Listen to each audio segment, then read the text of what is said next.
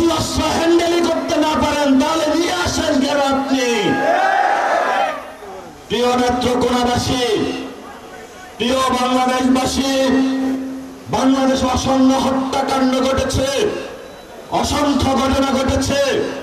এর মধ্যে বড় একটি ঘটনা হলো 10টা অস্ত্রের চালান।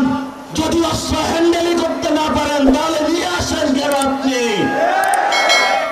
আমাদের দক্ষিণ এশিয়াতে এই অস্ত্র কাহিনীর কারণে বাংলাদেশ সার্বভৌমত্বের হুমকির মধ্যে পড়েছে।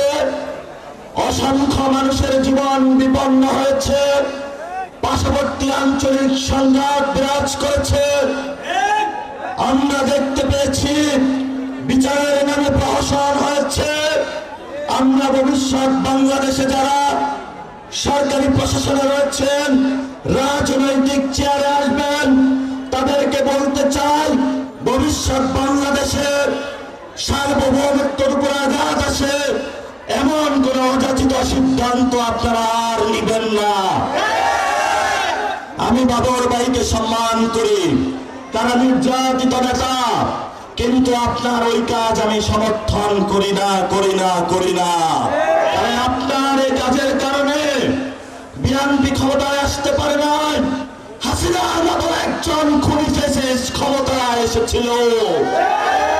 গত 15 বছরে যারা বিএনপির নেতাকর্মী নির্যাতিত হয়েছিল, আমার ভাইদের উপর রক্ত চালিয়েছিল, গুলি চালিয়েছিল, এর জন্য ইতিহাসের কাঠগড়ায় আপনিও দায়ী থাকবেন।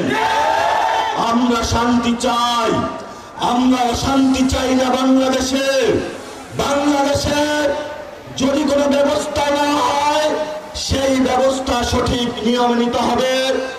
মণিপুরি, আসাম, পশ্চিমবঙ্গ থেকে শুরু করে যেখানে যারা রয়েছেন, আমাদের বাঙালি ভাইয়েরা, মুসলমান ভাইয়েরা, তারা আজকে নির্যাতিত হচ্ছে এবং সেই নির্যাতনের জাতাকলে ভারত সরকার দিন দিন বাংলাদেশে তাদেরকে পাঠিয়ে দিচ্ছে।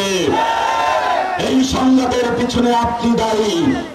এই জন্য আমরা বাংলাদেশের রাজনৈতিক ব্যক্তি, সচেতন সমাজ সকলকে আহ্বান জানাবো, ভবিষ্যৎ বাংলাদেশে ভারত থেকে, আসাম থেকে, পশ্চিমবঙ্গ থেকে সীমান্ত হত্যা হচ্ছে, মুসলমানদের উপর নিপীড়ন হচ্ছে, বাংলাদেশি বলে, বাঙালি বলে যাদেরকে প্রতিনিয়ত বাংলাদেশে ফেলে দেওয়া হচ্ছে। ইউরোপ সরকারকে বলে আপনি দ্রুত প্রতিবাদ করুন, ইন্টারন্যাশনাল এরিয়ায় উঠুন।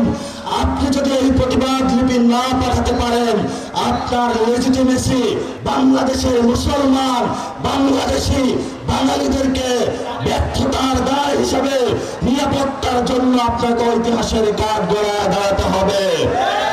এই নেত্রকোনাবাসী কথা অনেক বলেছি, আমরা শান্তি চাই, আমরা যুদ্ধ চাই না।